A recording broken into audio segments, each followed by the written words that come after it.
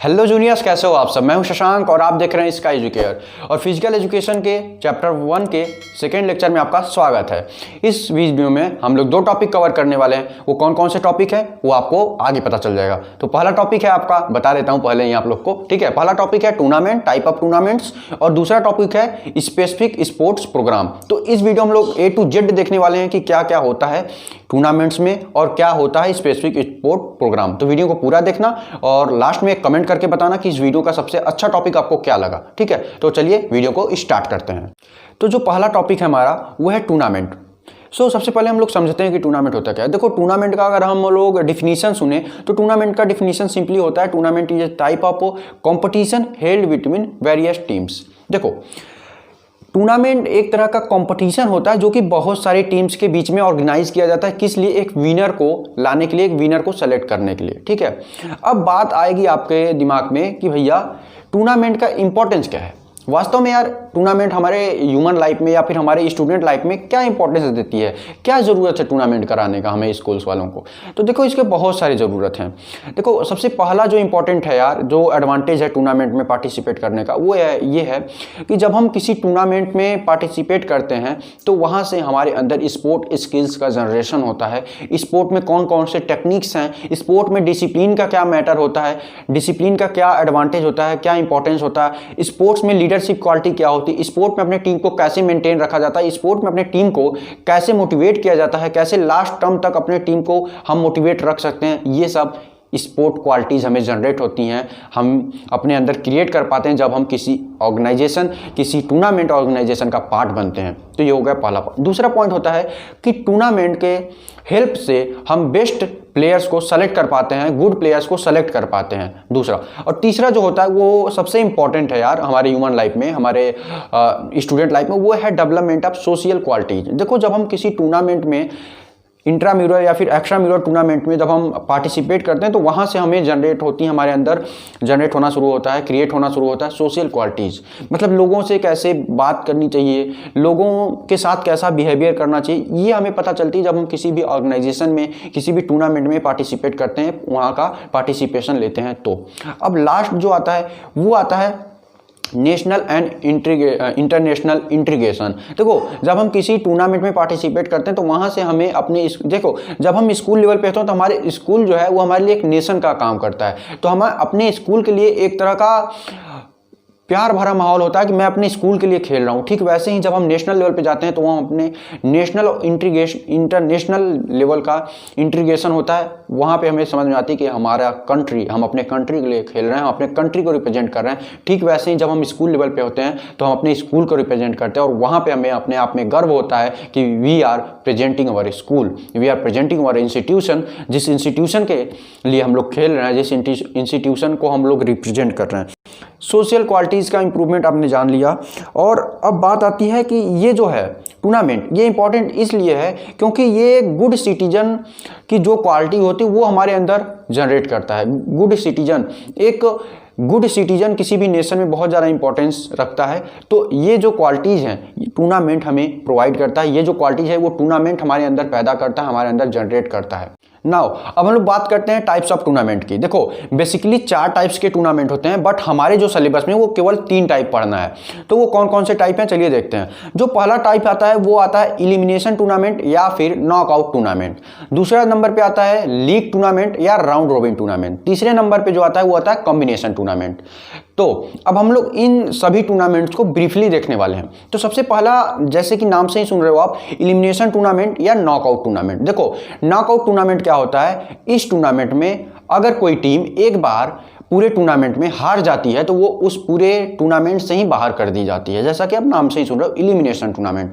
मगर अगर कोई टीम, जस्ट लाइक आपका क्लस्टर हो रहा है, ठीक है, आपका पहला मैच कराया गया और आप पहला मैच हार गए, तो उस पूरे क्लस्टर के टूर्नामेंट से ही, मतलब पूरे क्लस्टर, सीबीएसई क्लस्टर से आपको बाहर कर दिया जाएगा। आप आगे परस्यू नहीं कर सकते, आगे कोई मैच नहीं खेल सकते। अगर आपको आगे मैच खेलते जाना है तो आपको हर मैच जीतना पड़ेगा। अब समझ में आ गया क्या होता है। अब हम बात करेंगे कि इसके एडवांटेजेस क्या है और इसके डिसएडवांटेज क्या है। देखो, सबसे पहला एडवांटेज क्या है कि इसमें जो टाइम ड्यूरेशन है वो बहुत कम लगता है। ठीक, दूसरा जो है कि इसमें जो नंबर ऑफ ऑफिशियल्स हैं वो कम रिक्वायर्ड होते हैं। तीसरा जो है वो पैसा कम लगता है, ठीक है, फाइनेंशियली कम मतलब इसमें यूज होते हैं, ठीक। और तीसरा क्या है कि नंबर ऑफ मैचेस बहुत कम होते हैं, ठीक है। अब बात करेंगे हम लोग कि इसके डिसएडवांटेज क्या हैं। देखो डिसएडवांटेज बहुत हैं यार। पहला डिसएडवांटेज क्या है कि इसमें टैलेंट को आप नहीं पकड़ सकते। हो सकता है कि गुड प्लेयर्स उस समय वेल परफॉर्म ना हो, उस समय वो अपना 100% ना दे पाए। हो सकती है कि गुड टीम अपना बेस्ट परफॉर्मेंस ना दे पाए और उस वजह से वो पूरे मैच से, पूरे टूर्नामेंट से बाहर चली जाए, ठीक है। और जो नेक्स्ट आता है वो आता है कि इसमें जो स्ट्रेस लेवल होता है प्लेयर्स के ऊपर, जो खिलाड़ी हैं उनके ऊपर जो स्ट्रेस लेवल होता है वो बहुत ज़्यादा होता है, बहुत ज़्यादा वो स्ट्रेस में होते हैं, ठीक है। तो ये 2 पॉइंट्स थे इसके डिसएडवांटेज के, और बहुत सारे पॉइंट्स हैं, आप उसको बुक में देख सकते हो, ठीक है। अब हम लोग नेक्स्ट टूर्नामेंट की तरफ बढ़ते हैं जो है लीग और राउंड रोबिन टूर्नामेंट। याद रखिएगा जो ये और करके नेम आ रहा है, ज़्यादातर इसी नेम से ही बोर्ड में क्वेश्चंस पूछे जाते हैं, तो इन नेम को आप जरूर याद करिएगा, ठीक है। League tournament is also known as round robin tournament. देखो इस टूर्नामेंट में क्या होता है, आपका मान लो कोई टीम है, तो आपकी टीम का मैच पूरी टीम से, उस टूर्नामेंट में जितनी भी टीम है आपको छोड़ के उन सभी से कराया जाता है। आप हारो या जीतो ये मैटर नहीं करता है, जितनी भी टीम्स हैं उन सभी टीम्स के साथ आपका मैच होगा। दैट इज कॉल्ड लीग और round robin tournament. Round robin, देखो सिंपली किसी भी चीज को पढ़ना है या याद करना है तो उसके ट्रिक में जाओ। राउंड मतलब हमें गोला घूमना है, तो गोला घूमना है मतलब हर टीम के साथ अपना मैच होगा। That is called round robin tournament, ठीक है। तो समझ में आ गया। अब चलो इसके एडवांटेज देखो। देखो एडवांटेज बहुत सारे हैं। पहला एडवांटेज क्या है यार कि इसमें गुड सिलेक्शन हो पाता है प्लेयर्स का, जो सही प्लेयर्स होते हैं रियल में, जिसके पास टैलेंट होता है उसका सिलेक्शन हो पाता है।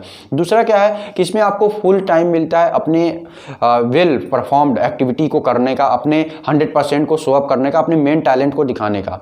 फिर तीसरा क्या है, इसमें नंबर ऑफ मैचेस बहुत ज़्यादा होते हैं, ठीक है, जिससे कि आपको बहुत सारा मौका मिलता है अपने टैलेंट को निखारने का, ठीक है। चौथा क्या है कि इसमें जो आपका वो कह सकते हो कि आपको जो टाइमिंग होती है वो तो मिलती हैं, साथ साथ आपको एक माहौल मिल जाता है जिसकी वजह से आप एक अपना रूटीन बना सकते हो एक अच्छा प्लेयर होने का, या फिर अपना बेस्ट परफॉर्म कर सकते हो, ठीक है। अब बात करते हैं कि इसके डिसएडवांटेज क्या है। देखो डिसएडवांटेज की अगर हम बात करें तो इसके डिसएडवांटेज कुछ ऐसे हैं। फर्स्ट डिसएडवांटेज आप जान सकते हो कि यहाँ पे ऑफिशियल बहुत ज़्यादा रिक्वायर्ड होते हैं, मतलब जो गेम करा रहा है जो कोच है वो बहुत ज़्यादा मात्रा में रिक्वायर्ड होते हैं। दूसरा जो है कि इसमें फंडिंग ज़्यादा रेज होती है, इसमें फंडिंग की ज़्यादा ज़रूरत होती है, ठीक है। चौथा या फिर तीसरा जो है वो है कि इसमें टाइम ज़्यादा लगता है क्योंकि नंबर ऑफ मैचेस बहुत ज़्यादा होते हैं, ठीक है। अब हम लास्ट चलते हैं। जो लास्ट हमारा टूर्नामेंट है वो है कॉम्बिनेशन टूर्नामेंट। जैसा कि आप लोग नाम से ही सुन रहे हो, कॉम्बिनेशन मतलब दो चीज़ों का कंबाइन होना, ठीक वैसे ही ये टूर्नामेंट भी है। कॉम्बिनेशन टूर्नामेंट जैसे क्या होता है, दो टूर्नामेंट को मिला देना। देखो कॉम्बिनेशन टूर्नामेंट बेसिकली 4 टाइप्स के होते हैं। जैसा कि आपने 2 टाइप का पढ़ लिया, तो उन्हीं 2 को मिला करके हम 4 टाइप के नए नए कॉम्बिनेशन टूर्नामेंट बना सकते हैं। जैसे knockout come knockout tournament, league cum knockout tournament, league cum league tournament and knockout come league tournament. मतलब इन सब का एक तरह से हमें कॉम्बिनेशन बैठाना है, ठीक है। अब हम बात करें नॉकआउट कम नॉकआउट टूर्नामेंट। नॉकआउट मतलब पहला मैच इलिमिनेशन, दूसरा मैच इलिमिनेशन, मतलब दोनों मैच इलिमिनेशन होंगे या इलिमिनेशन टूर्नामेंट होगा, ठीक। दूसरा अगर हम बात करें तो लीग कम नॉकआउट टूर्नामेंट, मतलब पहला मैच लीग होगा दूसरा नॉकआउट होगा। वैसे ही सभी हैं, जैसा इसका नाम है वैसे ही मैचेस होंगे आपके, वैसे ही टूर्नामेंट होता है, ठीक है। अब हम बात करते हैं जो हमारा नेक्स्ट टॉपिक है वो है types of activities on the basis of where they are performed, ठीक है। जो पहला आता है वो होता है इंट्राम्यूरल एक्टिविटीज या इंट्राम्यूरल स्पोर्ट्स। इंट्राम्यूरल क्या होता है, इंट्रा मतलब अंदर, within the wall. Intra शब्द का मतलब होता है विथ इन द, मतलब दीवार के अंदर जो एक्टिविटीज हो रही है। दीवार आपका क्या है, आपके लिए अभी आप क्लास 12th में हो, ये चैप्टर क्लास 12th में पढ़ रहे हो, तो आपके लिए आपका दीवार मतलब आपका स्कूल है, तो मतलब जो आपके स्कूल के अंदर हो रहा है, स्कूल की दीवार के अंदर हो रहा है, ठीक है, वो सभी एक्टिविटीज इंट्राम्यूरल एक्टिविटीज होती हैं। उसका बेस्ट एग्जाम्पल है आपका स्पोर्ट डे।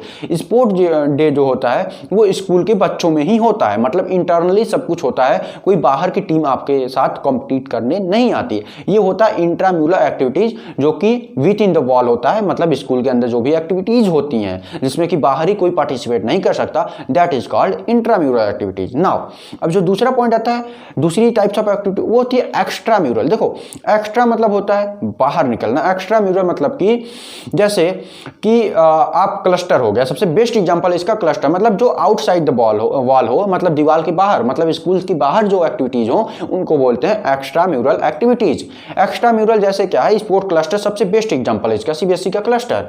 सीबीएसई के क्लस्टर में क्या होता है, उसमें बहुत सारे अलग अलग स्कूल की टीम एक जगह इकट्ठा होती है और उनका टूर्नामेंट कराया जाता है। It is called extra mural activities. अब देखो हम इसकी थोड़ी एडवांटेजेस बात कर लेते हैं। देखो जो अगर हम इंट्राम्यूरल की एडवांटेजेस बात करें तो इससे क्या होता है कि एक बच्चों को एक रिक्रिएशन प्रोवाइड होता है, मतलब वो पढ़ाई से हटकर भी कुछ सोच सकते हैं अपने कैरियर के बारे में, पहली बात। और दूसरी बात होती है कि उनके अंदर बहुत सारी नई क्वालिटीज़, नई स्पोर्ट क्वालिटीज़ का उत्पन्न, मतलब कि उनका क्रिएट होता है, उनके अंदर नई क्वालिटीज़ वो जनरेट कर पाते हैं, सीख पाते हैं, आपकी सोशल स्किल्स सीख पाते हैं, सोशल क्वालिटीज सीख पाते हैं, और बहुत से इसके इंपॉर्टेंट्स हैं। एक्स्ट्रा म्यूरल में क्या है, एक्स्ट्रा म्यूरल बहुत इंपॉर्टेंट है यार। अगर आपको कभी मौका मिले सीबीएसई क्लस्टर में जाने का तो जरूर जाना, क्योंकि इट इज़ वेरी, मतलब कि बहुत अच्छा चीज होता है यार सीबीएसई क्लस्टर में जाना।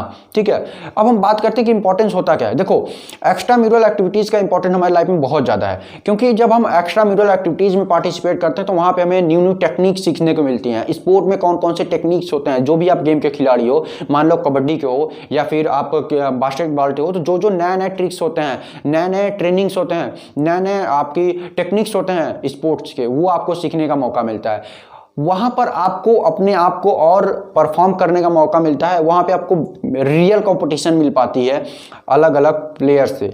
जो बंदा सोचता है कि मैं बहुत बड़ा प्लेयर हूं, वहां पर वो अपने आप को देख पाता है कि मैं अभी किस लेवल पे हूं। ठीक है, दूसरी चीज क्या है कि वहां पे आपको लीडरशिप क्वालिटी मिलती है, वहां पे आपको स्पोर्ट की क्वालिटीज सीखने को मिलती है, वहां पे आपको सोशल क्वालिटीज सीखने को मिलती हैं। और नेक्स्ट चीज क्या है कि वहां पे आप अपने आप को एक माहौल में ढाल पाते हो, जिससे कि आपके अंदर स्पोर्टमैन क्वालिटीज जो होती हैं वो बाहर निकल के पाती हैं। लीडर्स की क्वालिटी क्या है, कैसे टीम को हैंडल करना, ये सब चीजें आपकी बाहर आ पाती हैं। ठीक है, अब हम लास्ट टॉपिक की बात करते हैं जो है स्पेसिफिक स्पोर्ट्स प्रोग्राम।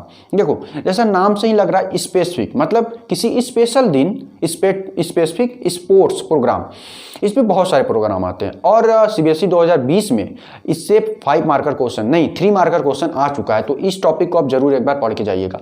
पहला आता है run for fun, run for unity, run for awareness, बहुत सारे होते हैं। देखो अगर हम बात करें रन फॉर फन की, तो रन फॉर फन एक तरह का ऑर्गेनाइजेशन किसी भी एनजीओ के द्वारा या फिर गवर्नमेंट ऑर्गेनाइजेशन के द्वारा या फिर किसी भी आपके कह सकते हो कि कंपनी के द्वारा ये ऑर्गेनाइज की जाती है। ये ऑर्गेनाइज किस लिए की जाती है, पीपल्स जो हमारे लोग हैं, जो हमारे सोसाइटी में लोग हैं, उनको अवेयर करने का कि देखो यार लाइफ में खुश रहना बहुत जरूरी है, क्योंकि आप सभी लोग जानते हो laughing is a best medicine, laughter is a best medicine, मतलब हंसी जो है आपकी, खुश रहना वो बेस्ट मेडिसिन है आपके लिए। जितना आप खुश रहोगे उतना ही अच्छा वेल परफॉर्म्ड रहोगे, उतनी आपकी शरीर स्वस्थ रहेगी। तो इस चीज को अवेयर करने के लिए रन फॉर फन जैसे नाम का क्रिएशन होता है, ऑर्गेनाइज किया जाता है। जो भी आपके एनजीओज होती हैं, सोशल एक्टिविटीज की जो भी ऑर्गेनाइजेशन होती हैं, वो इसको ऑर्गेनाइज करती हैं वेल परफॉर्म्ड वे में। रन फॉर यूनिटी होता है एक अवेयरनेस करना का। ये सब चीजें जो होती हैं वो एक स्पेसिफिक रीजन के लिए आपकी ऑर्गेनाइज की जाती हैं। जैसे रन फॉर यूनिटी है, रन फॉर यूनिटी अपने देश के प्रति यूनिटी, इकट्ठा होने का या फिर अपने देश के प्रति एकजुट होने का सिंबल देती हैं। ये पब्लिक को अवेयर करती हैं कि we are unique, we are unit, मतलब हम एकता वाले देश में हैं, हम लोग एकत्रित हैं। ठीक है, जैसे रन फॉर हेल्थ है, तो ये बहुत इंपॉर्टेंट है run for health. Run for health क्या है कि जैसे जब कुछ डिजीजेज होती हैं, जस्ट लाइक अभी कोरोना था, वैसे ही अभी आपके एड्स हो गए और बहुत सारे डिजीजेज होते हैं, कैंसर हो गए, तो इन सब चीज़ों के लिए ज़्यादातर ये हेल्थ रन फॉर हेल्थ होता है। पब्लिक अवेयर हो पाए अपने हेल्थ के प्रति, अपने स्वास्थ्य के प्रति, अपने बॉडी के प्रति। इसके लिए हमें ऑर्गेनाइज जो सोशल एक्टिविटीज़ की ग्रुप होती हैं, जो एनजीओज होती हैं, नॉन गवर्नमेंट ऑर्गेनाइजेशन, वो सब ये जो पार्टिसिपेंट है, ये जो टूर्नामेंट्स हैं या फिर आप कह सकते हो कि एक्टिविटीज़ हैं, इसको ऑर्गेनाइज करते हैं, जिससे कि पब्लिक जो हमारी जनता है, देश की जनता है, वो अवेयर हो पाए अपने हेल्थ के प्रति, अपने जो भी लाइफ के मेंटल प्रॉब्लम्स हैं उसको दूर रखकर वो अपने आप को एक कह सकते हो कि मेंटली फिट रख पाए, फिजिकली फिट रख पाए। सो ये सब सभी पॉइंट्स थे चैप्टर 1 का। अभी आपको फिक्चर मैंने नहीं बताया है, फिक्चर हम नेक्स्ट वीडियो में कवर करेंगे। फिक्चर के रिलेटेड अगर आपको कोई प्रॉब्लम है तो आप इस वीडियो में कमेंट करके बताइएगा, तो उस वीडियो में मैं कवर कर लूंगा कि फिक्चर से रिलेटेड आपको क्या प्रॉब्लम आ रही है। ठीक है, सो इस वीडियो में इतना ही, मिलते हैं किसी और वीडियो में, तब तक के लिए good day, bye bye, take.